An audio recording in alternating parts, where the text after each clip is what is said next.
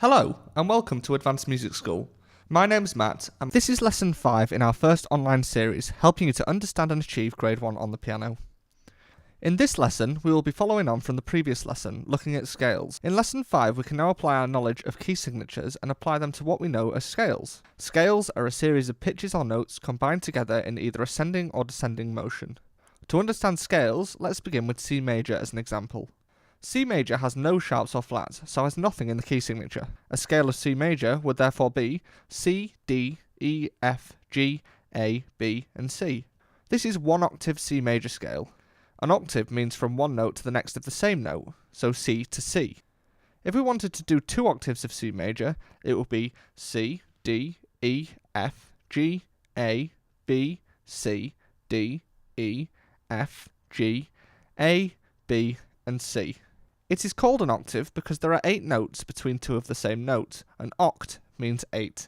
The key of C major and F major are the only keys that don't work very well with the Father Charles method we learnt in the previous video, so it is easier to simply remember that C major has no sharps or flats, and F major has one flat, which is a B flat.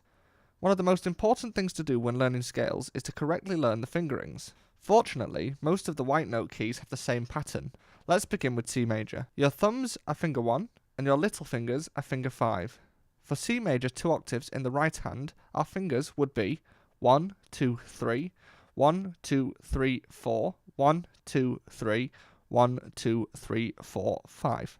And in the left hand, they are 5, 4, 3, 2, 1, 3, 2, 1, 4, 3, 2, 1, 3, 2, 1. Now when we are learning scales, we must correctly arch our fingers and make sure that we tuck our thumbs under as smoothly as possible, and also cross our 3rd and 4th fingers over without any noticeable gap or change in sound.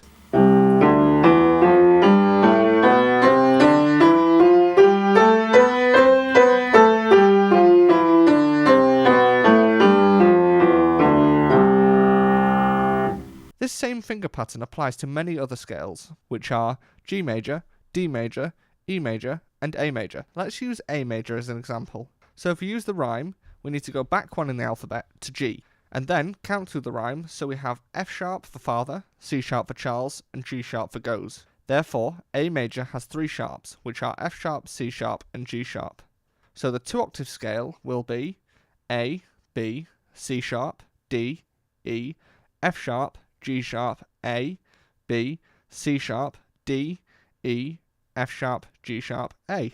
The right hand fingers will be 1, 2, 3, 1, 2, 3, 4, 1, 2, 3, 1, 2, 3, 4, 5. And the left hand fingers will be 5, 4, 3, 2, 1, 3, 2, 1, 4, 3, 2, 1, 3, 2, 1. One of the white note scales that has a different fingering is F major. If you remember from earlier in this video, F major has one flat, which is B flat. So F major 2 octaves is F, G, A, B flat, C, D, E, F, G, A, B flat, C, D, E, and F. The fingering, however, is slightly different for this scale. The right hand is 1, 2, 3, 4, 1, 2, 3, 1, 2, 3, 4, 1, 2, 3, 4. And the left hand is 5, 4, 3, 2, 1, 3, 2, 1, 4, 3, 2, 1, 3, 2, 1. Here is a list of all the fingerings for all of the major scales. We also need to look at minor scales in this video. As we learnt in the last video, there are 3 types of minor. For the purposes of an exam, many students generally only learn the harmonic minor, which is the natural minor scale with a sharp 7th note. All the scales we will look at today have the same finger pattern as the majority of the white note major scales, which is 1, 2, 3, 1, 2, 3, 4, 1, 2, 3, 1, 2, 3, 4, 5, and 5, 4, 3, 2, 1, 3, 2, 1, 4, 3, 2, 1, 3, 2, 1. The first scale we will look at is G minor. Now G minor's relative major is B flat major. If we go forward 1 in the rhyme, we know that B flat has a B flat for battle and an E flat for ends. So therefore G minor has a B flat and an E flat. We also need to sharpen the 7th note. So G minor has B flat, E flat, and F sharp. The 2 octave scale will be G, A, B flat, C, D, E flat, F sharp, G, A, B flat, C, D, E flat, F sharp, G.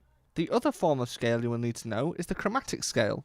The chromatic scale means every note. So for this particular scale, we aren't in a specific key. The fingers for a chromatic scale is white to black is 1 to 3, and white to white is 1 to 2.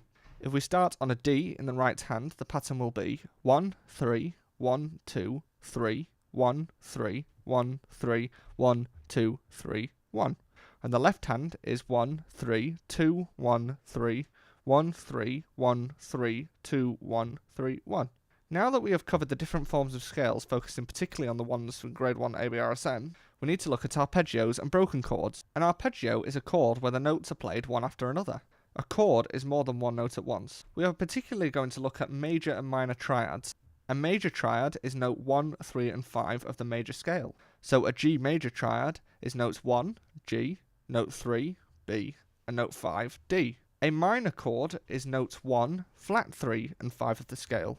So G minor would be note 1, G, note flat 3, B flat, and note 5, D. To play a G major arpeggio 2 octaves, we would play G, B, D, G, B, D, G, and then descend again.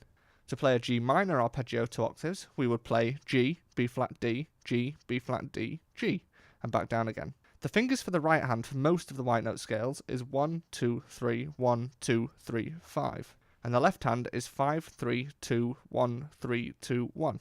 Another aspect of arpeggios is broken chords. Broken chords are the same as arpeggios, except instead of ascending to the top and back down, we must play notes 1, 3, 5, then 3, 5, 1, then 5, 1, 3, and finally 3. Descending follows the exact same pattern. Finally, returning to one last feature of regular scales, and that is the contrary motion scale. A contrary motion scale literally means that your hands go in opposite directions. Therefore, C major contrary motion means begin with both hands on middle C, and your right hand will ascend and your left hand will descend. The fortunate part of playing C major contrary motion is that your hands have the same fingerings. 1, 2, 3, 1, 2, 3, 4, 1, 2, 3, 1, 2, 3, 4, 5. This video is perhaps less in depth than the others, and this is because there are many scale books available that will give you the fingerings for each scale. When playing any form of scale, you must focus on arched fingers with even notes and an even quality of sound, playing very slowly. In the next lesson, we'll be looking at dynamics and articulation. These lessons are not a replacement for a teacher. Always refer to a skilled private teacher for personalised lessons. Visit Advanced Music School to learn more about our personal piano lessons. Thank you for watching, and we will see you next time.